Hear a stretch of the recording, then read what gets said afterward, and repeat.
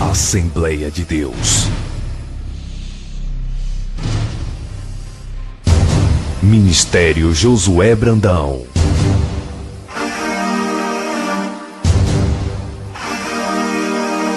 Apresenta salvação. Você se arrepende agora e Ele te perdoa agora. Poder de Deus. Espírito de Deus, derrama teu poder neste lugar e faz desta reunião uma noite de glória. Libertação. Porque só o sangue de Jesus purifica o homem de todo pecado. Milagres. Ele quer agir e operar em sua vida. Cristianismo sem fronteiras.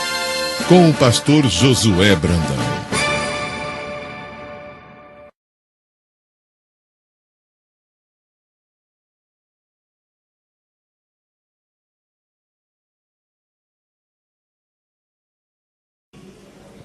Nós vamos ler dois textos nesta noite, porque nós vamos começar hoje, terça-feira, a falar sobre as armas da nossa vitória.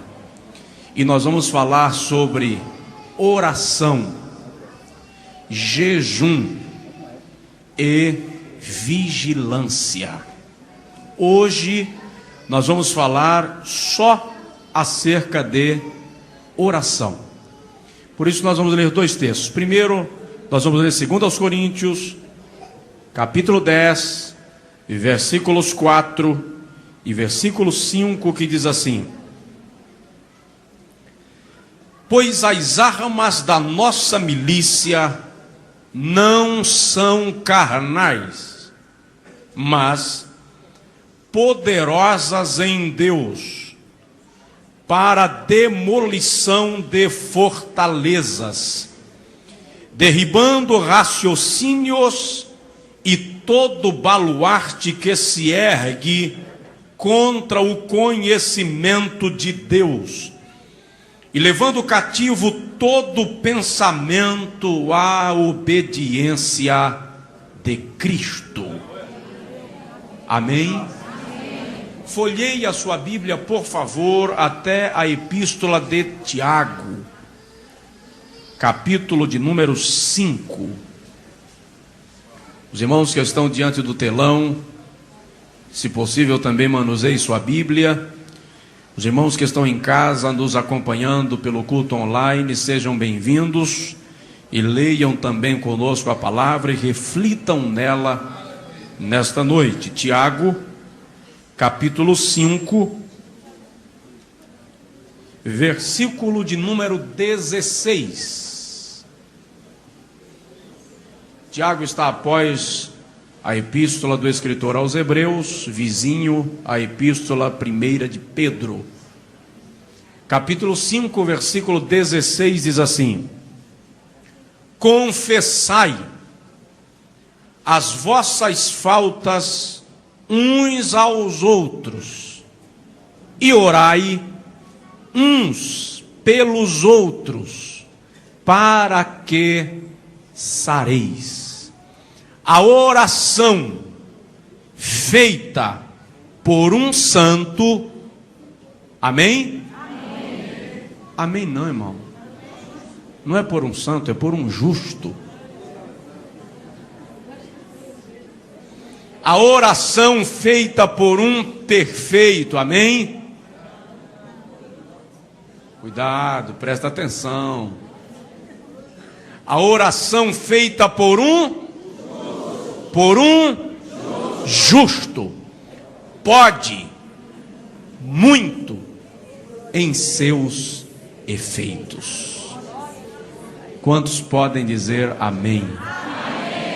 Diga comigo: Senhor Jesus, eu quero que esta palavra mude a minha vida espiritual e cristã a partir de hoje.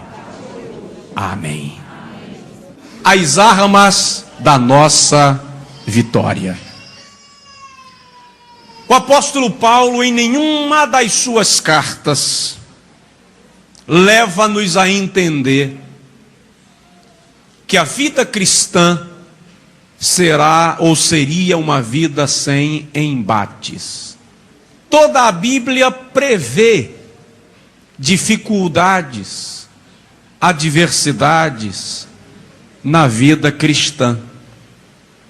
O próprio Jesus, uma certa feita, e João escreveu no capítulo 16, versículo 33, disse: no mundo tereis aflições.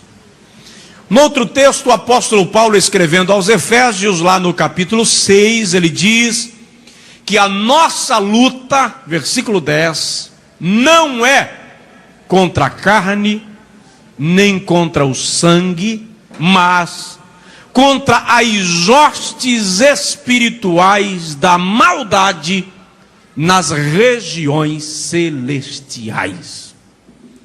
Sendo o nosso inimigo, o nosso opositor, um ser espiritual, as armas da nossa batalha não podem ser carnais.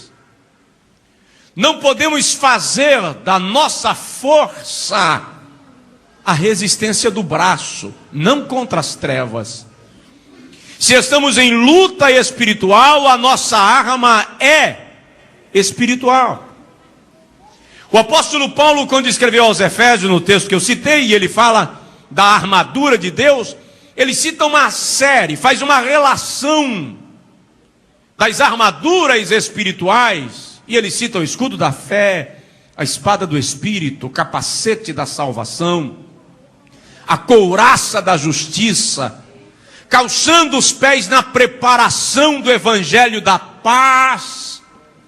Mas estas armaduras são obtidas na presença de Deus. E o grande problema da igreja dos nossos dias é que ela está revestida de todas as armaduras humanas, carnais, jurídicas, mas nós infelizmente desaprendemos a vencer de joelhos. Não sabemos vencer pela oração. É sobre ela que eu quero falar nessa noite, uma vez que toda a Bíblia nos admoesta a orar. Os 4 evangelhos que trazem a biografia de Jesus fazem-nos entender que 1/3 da vida do mestre era permeada pela oração. Em algumas ocasiões a Bíblia revela ele subindo ao monte ou indo ao deserto para orar ao entardecer e reaparecendo ao amanhecer, ou seja, orou a noite inteira. Uma certa feita, quando os discípulos quiseram aprender alguma coisa com ele, ele disse: tu, quando orares, entra no teu quarto e fecha a tua porta e ora ao teu pai em secreto, e ele que te vê em secreto te recompensará publicamente. Eu quero ouvir Deus falar comigo, mas quantas vezes eu me dirigi para falar com Ele? Uma certa tarde eu estava orando, eu morava em São Paulo, e eu tinha um trabalho de evangelismo noturno com marginais na Praça da República, Vale do Anhangabaú, das regiões perigosas de São Paulo. E eu orava diariamente para aquela tarefa noturna. E depois de orar aproximadamente 2 horas de joelho, eu fiz naquela tarde como eu fazia todas as tardes. Eu disse: Jesus, todas estas bênçãos eu te peço e te agradeço hoje e sempre, amém. Quando eu fui levantando, o Senhor falou no meu coração muito forte, e o Senhor disse: Josué, você é mal educado. Mas foi muito forte. Eu voltei para o joelho e disse para o Senhor: não entendi. E o Senhor me disse: você é mal educado. E eu disse: Senhor, me ajuda a entender.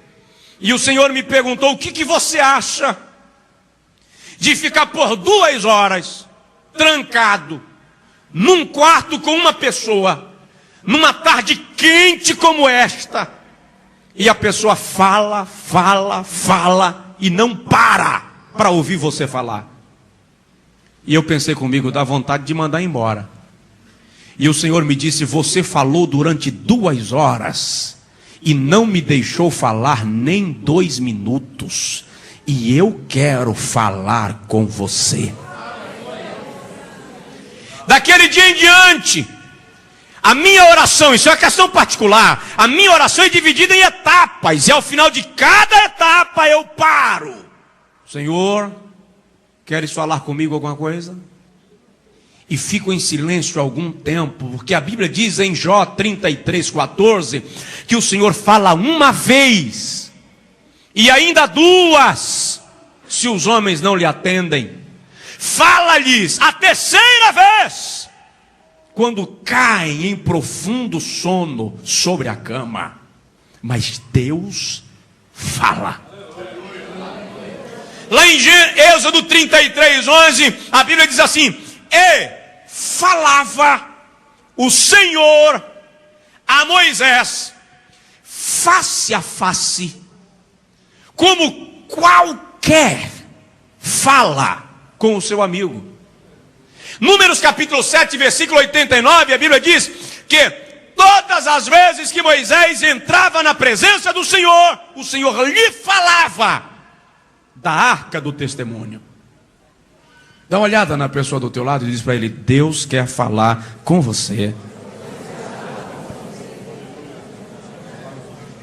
Agora entenda uma coisa: a melhor maneira de bombardear o inferno não é com jargões espirituais, chavões.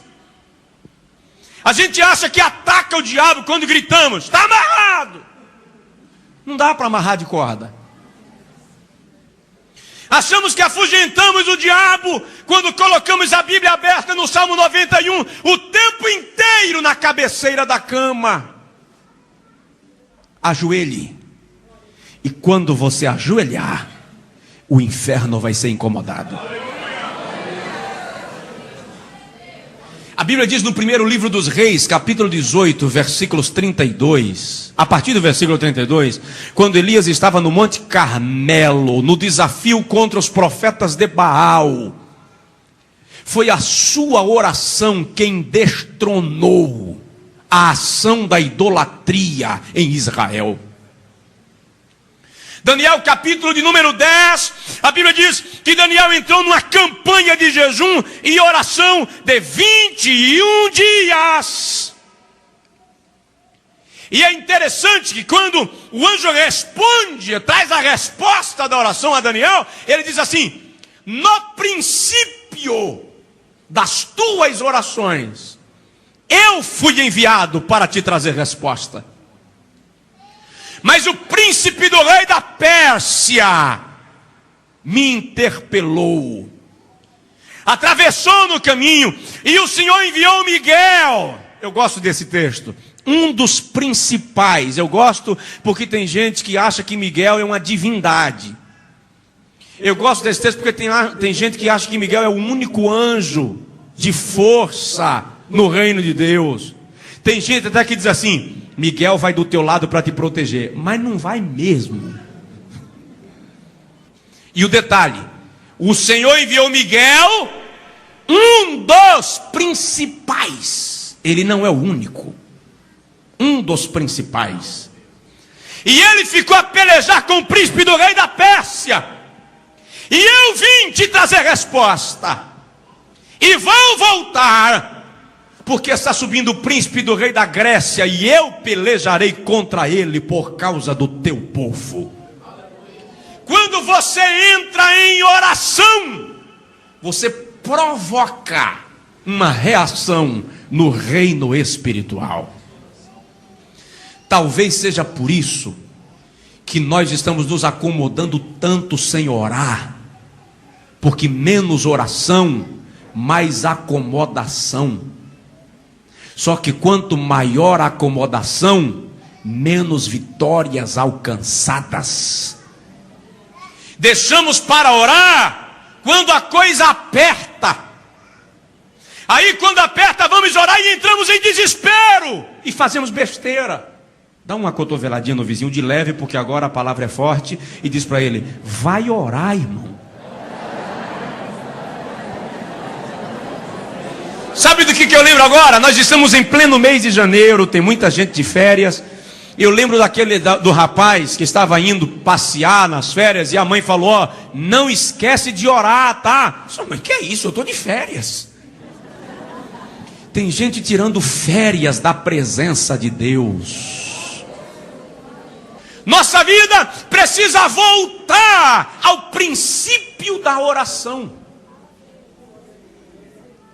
Precisamos regressar àquelas madrugadas em que você levanta sem saber por que levantou. E de repente ajoelha um pouquinho e conversa com Deus. Esta é a arma da nossa vitória. Não é carnal, é espiritual. E é poderosa em Deus. Ninguém atropela uma pessoa que vive de joelhos. Mas eu quero observar contigo nesta noite alguns princípios da oração. Agora, pelo amor de Deus, é culto de doutrina, tá? Ora. Chega na igreja e ora. Seja você assembleano, batista, presbiteriano, metodista, independente, ora. Satanás não conhece placa denominacional.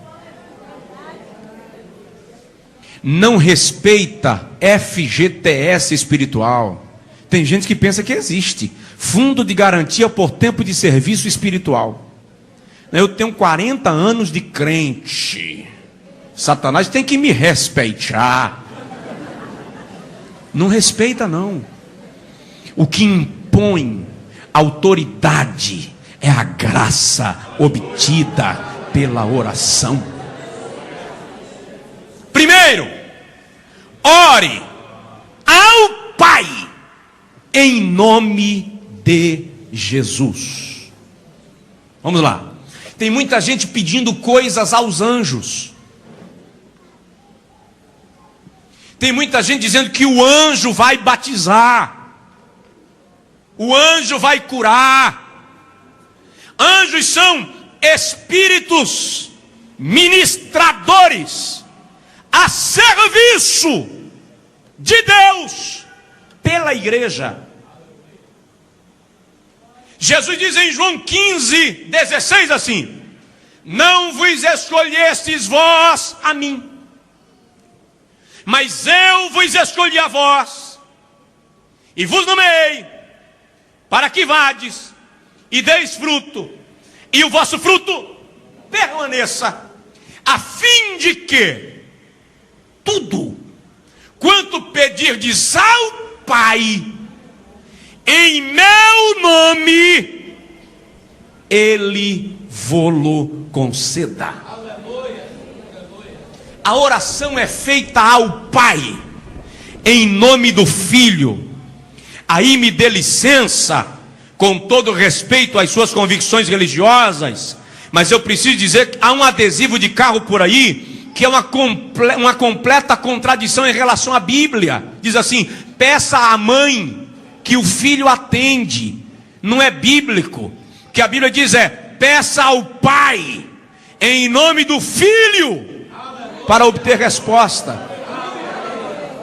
João capítulo 16 versículo 23 e 24 diz assim: naquele dia nada me perguntareis. Em verdade vos digo que tudo quanto pedirdes ao Pai em meu nome, Ele vô-lo concederá. preciso ajoelhar diante de Deus em nome de Jesus. Eu tenho dito que o nome de Jesus é como a senha de uma conta bancária. Você não tem acesso ao saldo, não faz saque sem a senha. Quando você vai orar, você digita a senha: Deus, eu estou aqui em nome de Jesus. O que significa isso? Eu não tenho mérito próprio, eu não tenho capacidade, sou um pecador, nem seria recebido diante de Deus. Mas Jesus vai na frente abrindo caminho. Ele é intercessor, mediador. Paulo diz que há um só mediador entre Deus e os homens, Cristo Jesus, homem. Quem diz amém? Amém. Portanto, analisa a tua oração. Veja como é que você se dirige ao Senhor em oração, porque é Bíblia esse aqui. E aí nós precisamos parar com a ideia de anjos que fazem e deixam de fazer, porque quem faz é o Senhor.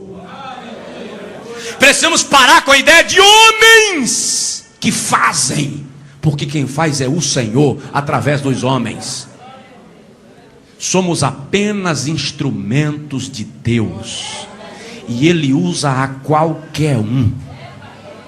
É só render-se a Ele.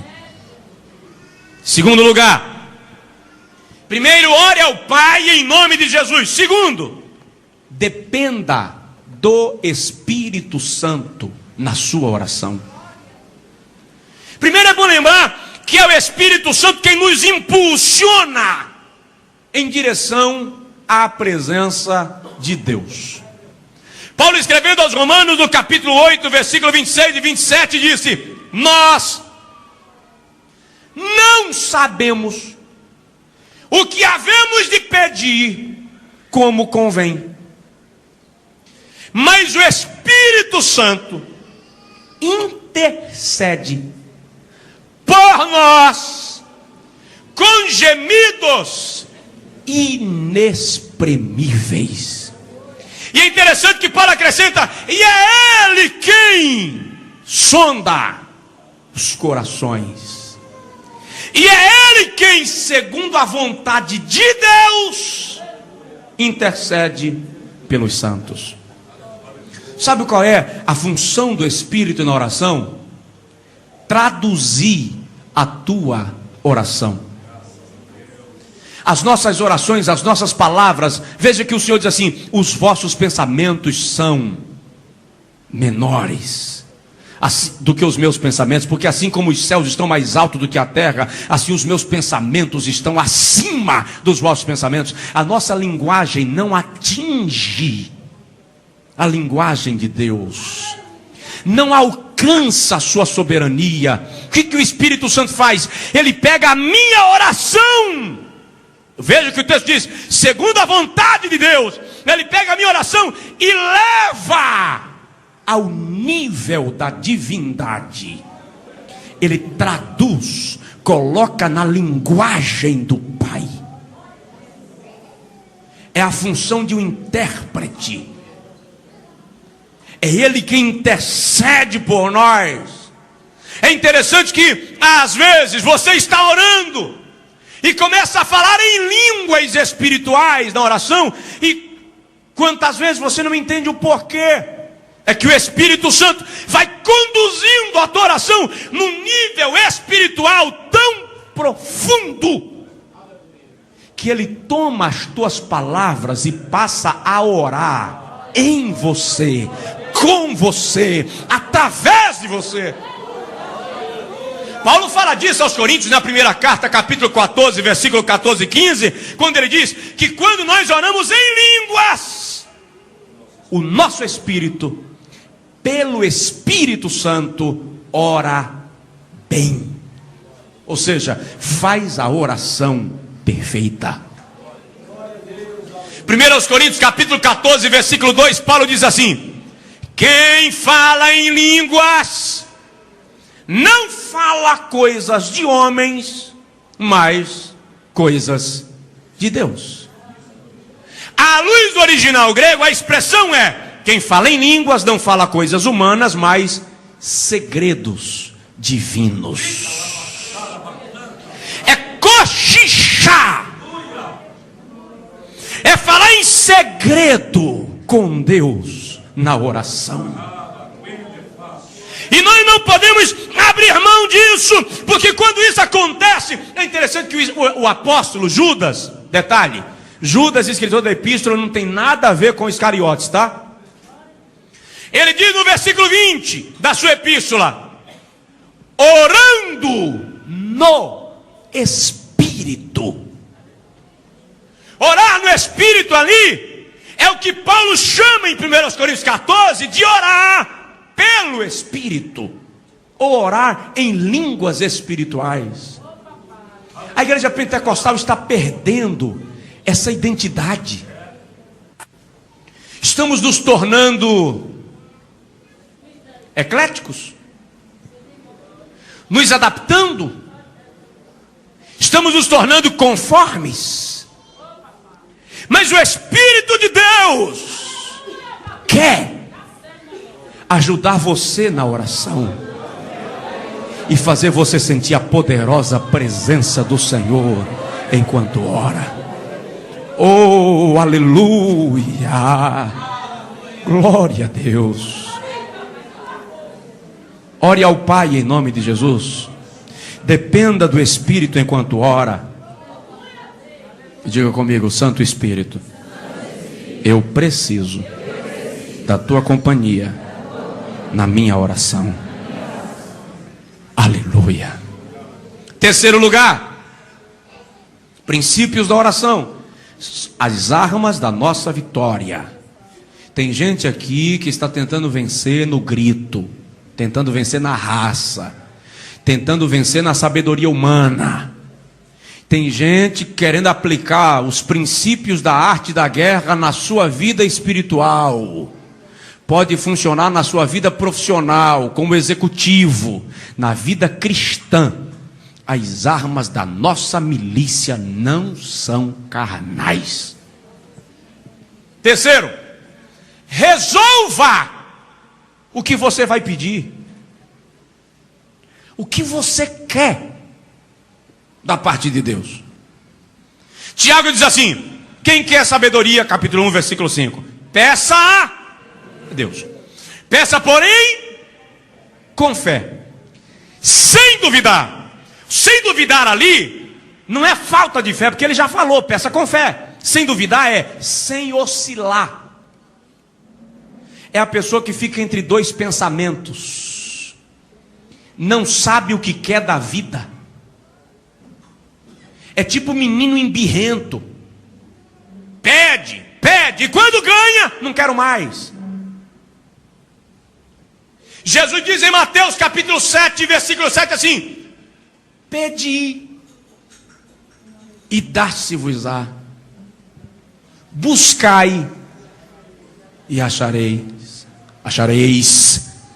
batei e abrir-se-vos-á, porque o que pede, recebe, e o que busca, encontra, acha, e ao que bate, abrir-se-lhe-á.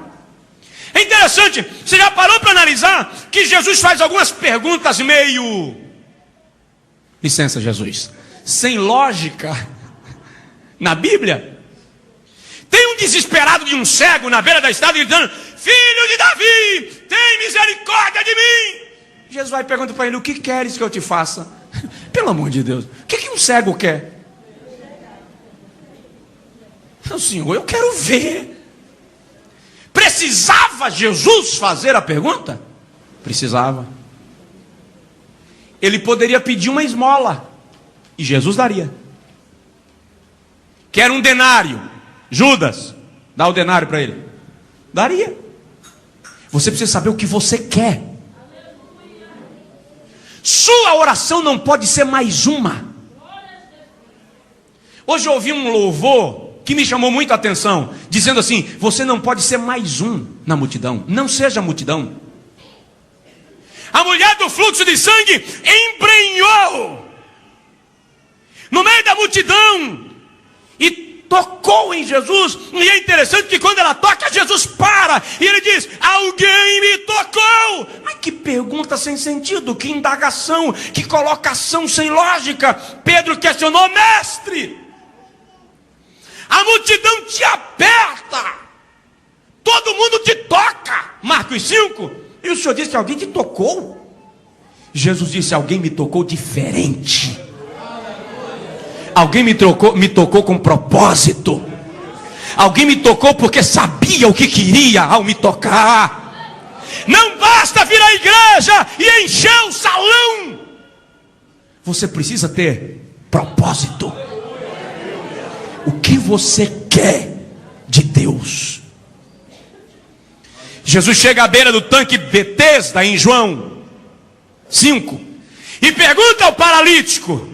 Ó, presta atenção nessa situação. O indivíduo estava lá há 38 anos. A Bíblia não diz que ele tinha 38 anos, diz que ele estava lá há 38 anos. E Jesus pergunta para ele assim: você quer ficar são? Ora, se eu estou aqui há 38 anos esperando um anjo mover as águas, o anjo movia as águas periodicamente para eu me jogar dentro dela e ser curado, e eu nunca consegui uma vez em 38 anos, o que será que eu quero aqui? Ficação. Por que Jesus perguntou? Porque você precisa decidir, resolver diante de Deus qual o seu propósito de vida. Diga amém. Se nos ajoelharmos só para preencher tempo, nós não vamos alcançar o que queremos. As armas da milícia não são carnais. Dá um toquezinho no vizinho e diga para ele: decida o que você quer.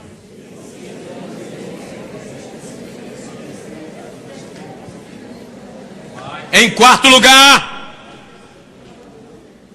leia a Bíblia para firmar a sua confiança acerca do que você pede. Como é que se obtém fé? Alguém chegou para Jesus um dia e disse assim: Senhor, Lucas 18, aumenta-nos a fé. Jesus colocou a mão na cabeça dele e disse assim: receba. Foi isso? Ele começa a falar: se tiverdes fé do tamanho de um grão de mostarda, falareis ao monte. Por quê? Por causa de um princípio que Paulo revela posteriormente em Romanos 10, 17. A fé vem pelo ouvir, e o ouvir a palavra de Deus. Eu preguei em São Luís, no Maranhão, uma época dessa, e contei o testemunho de uma irmã a quem eu acompanhei com oração, juntamente com outros irmãos, porque o marido dela tinha ido embora com a amante. E eu disse para ela: a senhora quer o seu marido de volta? Ela disse: quero. Eu falei com ela: ele vai voltar. Ela disse: mas ele não me quer, pastor. Eu disse: não, irmã, peraí, a senhora quer? Quero. Então ele vai voltar. Ela disse: mas pastor, o senhor não entendeu. Falei: irmã, você é quem não me entendeu. Seu marido é escravo do pecado. A vontade dele foi dominada pelo pecado. A sua vontade está inerente à vontade de Deus. E eu contei o testemunho. O marido daquela irmã realmente voltou para casa. E quando eu contei isso no Maranhão, tinha uma irmã. Há quase 20 anos o marido dela tinha ido embora. E quando ela ouviu o testemunho, ela disse que falou: se essa irmã que o pastor falou conseguiu, eu também consigo. No outro dia de manhã, não demorou muito, incrível é isso. É isso que eu fico questionando Deus: por que tem uns que o Senhor atende da noite para o dia e tem uns que o Senhor atende de um ano para o outro? No outro dia de manhã ela acordou às 5 horas com alguém tocando a campainha. Era o marido dela com a Bíblia de estudo pentecostal deste tamanho, debaixo do braço.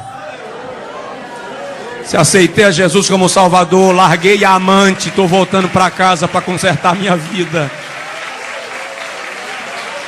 Porque a fé vem pelo ouvir. Salomão diz em Provérbios, capítulo 4, versículo 20 a 22, assim: filho meu, atenta para as minhas palavras, inclina os teus ouvidos à minha instrução, não se apartem elas de diante dos teus olhos, guarda-as dentro do teu coração, porque são vida para os que a encontram e saúde para todo o teu corpo. Eu amo o Salmo 119, lá no versículo de número 49, quando o salmista diz assim: lembra-te da palavra dada ao teu servo, na qual me fizestes esperar. Ou seja, eu estou esperando porque o Senhor me deu uma palavra. E ele diz assim: esta é a minha consolação na hora da angústia. E eu acho lindo quando ele diz: é a tua promessa que me mantém vivo. Salmo 119, 49 e 50. É a tua promessa que me mantém vivo.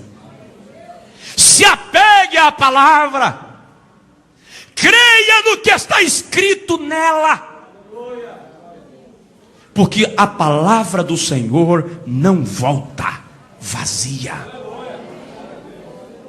Então, George Miller é um dos heróis da fé. Ele leu a Bíblia toda, de Gênesis a Apocalipse, 200 vezes. E 100 vezes ele diz ter lido de joelhos. E ele disse assim: eu só me lembro de 7.365 orações que eu fiz. Destas 7.365 orações que eu fiz, 7.363 o Senhor me respondeu na hora. Ele não iniciava a oração sem antes ler um texto bíblico em voz alta. Para quê? Para alimentar a minha fé, abastecer a minha confiança. Então se apegue à palavra. Para muita gente a Bíblia é apenas um livro de cabeceira. Tem irmão que ainda coloca a Bíblia aberta no Salmo 91, Salmo 23, Salmo 46, e larga lá o tempo inteiro. De vez em quando chega com um abanador feito de pena de pavão e...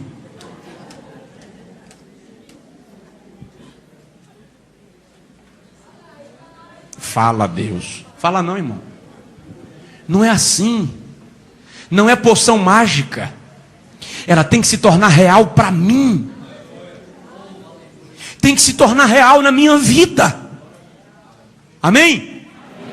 Se apegue à palavra. Dá um toque no vizinho e diz para ele: a promessa te mantém vivo. Ah, quantas vezes você quer fazer loucura.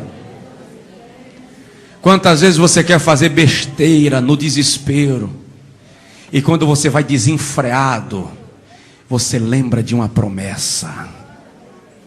Aí você para e diz: eu não vou sacrificar a promessa pela circunstância. Eu tenho promessa. Se mantenha vivo pelo que Deus lhe prometeu. Quinto lugar, e já encerramos. Creia que receberá. Irmão, a Bíblia diz que tudo que não é por fé é pecado.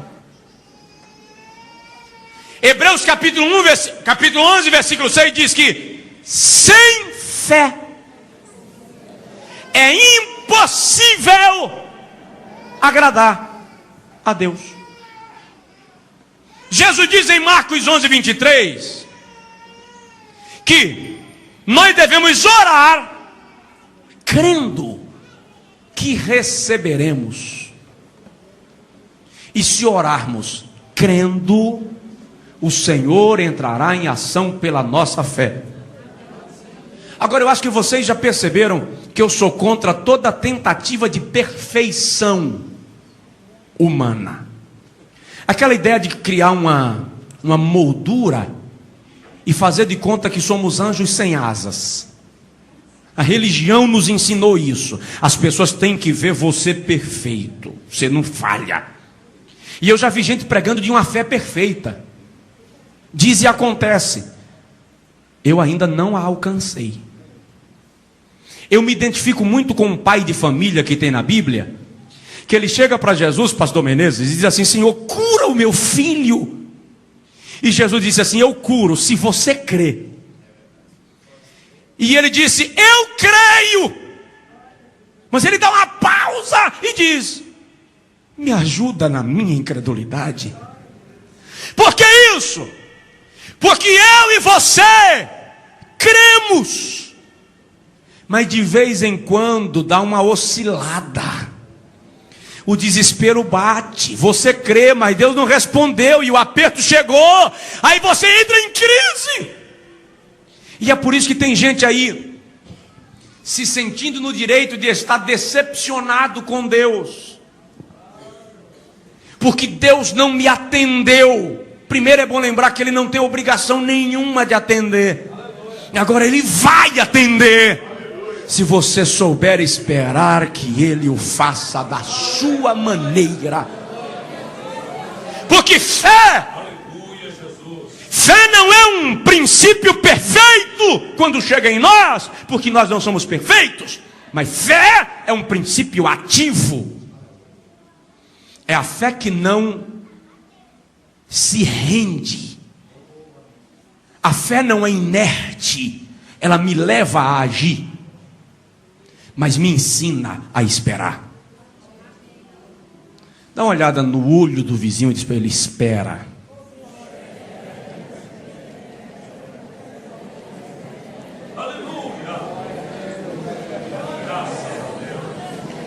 Por que Deus já atendeu fulano e não me atendeu? Porque Deus tem maneiras diferentes de trabalhar. Você já parou para analisar isso? Já parou para analisar que Deus tem maneiras diferentes de trabalhar? Israel passou pelo Mar Vermelho como? A pés enxutos. Mas quando passou no Jordão, teve que molhar os tornozelos. Jonas teve que ir por baixo. Pedro caminhou sobre as águas. Paulo, se quis, em Atos 27, teve que nadar. Veja só, um vai de pés enxutos, o outro tem que molhar os pés, um tem que mergulhar, o outro vai por cima das águas, o outro, se quiser, nade. Não importa como você chega do outro lado, o que importa é chegar. Se você vai a pés enxutos, se você teve que mergulhar, se você se molhou, se caminhou sobre as águas, ou se teve que nadar, não é da conta de ninguém, é com você e Deus. O que importa é chegar do outro lado e diga: eu vou chegar do outro lado. Glorifique ao Senhor, aplauda-o se quiser, porque você vai chegar. Oh, aleluia! É uma questão de crer, saber esperar o momento de Deus, por fé. A Bíblia diz assim: quem crê, não se apresse. Vamos terminar, né, irmão? As armas da nossa milícia não são carnais. Desculpa eu dizer um negócio para vocês aqui, não se ofende não, tá? Próxima vez que eu chegar aqui no culto, eu quero ver uma igreja orando.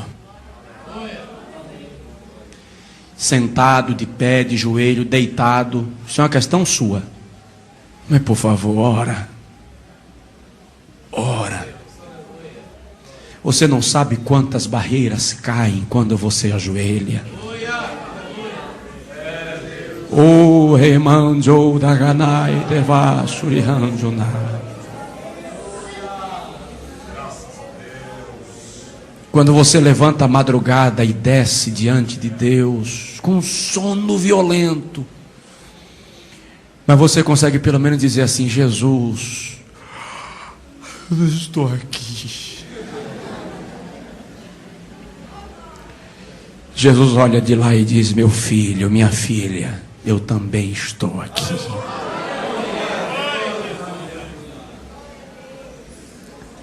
Em penúltimo lugar, na oração, interceda.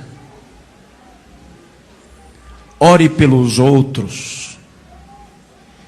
1 Samuel capítulo 12, versículo 23, Samuel diz assim: mais longe esteja de mim pecar contra o meu Deus, deixando de orar por vós.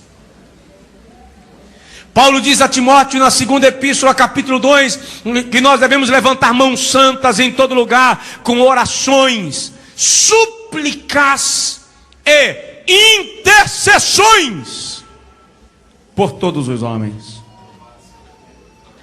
Comumente nós mal temos tempo para orar por nós. João capítulo 17 é um capítulo inteiro Jesus orando pelos outros. Ele diz: Pai, eu rogo por estes, no versículo 9. No versículo 20 ele volta a dizer: eu rogo por eles. No versículo 21 ele diz: eu peço por eles. No versículo 22, para que eles sejam. E no versículo 24, para que eles estejam. Ele ia para a cruz, ele iria para o martírio, e em vez de se preocupar com ele, ele ora pelos outros. Às vezes nós, na hora da luta, só nos concentramos nos nossos problemas, o resto que se arrebente. Minha luta é prioridade, mas aprenda, por favor, que quando você se desconcentra do seu problema, é que Deus entra em ação em seu favor. Já leu Jó 42:10? Tem gente que pensa, irmão, que a tribulação dos homens de Deus na Bíblia começou de manhã e terminou de tarde. O historiador diz que Jó ficou 7 anos na chaga. 3 anos foi o período de recuperação. José ficou 10 anos na prisão, na casa de Potifar, e 3 anos na prisão, escravo por 13 anos.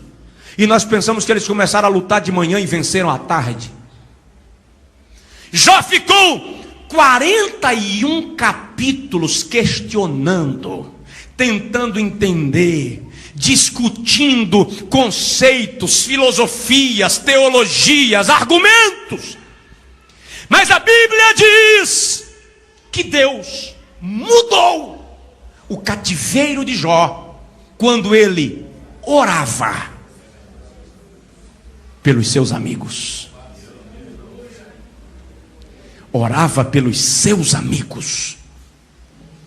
Faça um compromisso com a pessoa que está do seu lado agora. Você nem conhece, né? Nunca nem vi, talvez. Pergunta o nome dele aí, no telão. Como é seu nome? Pergunta aí. Amém? Amém? Agora diga para essa pessoa: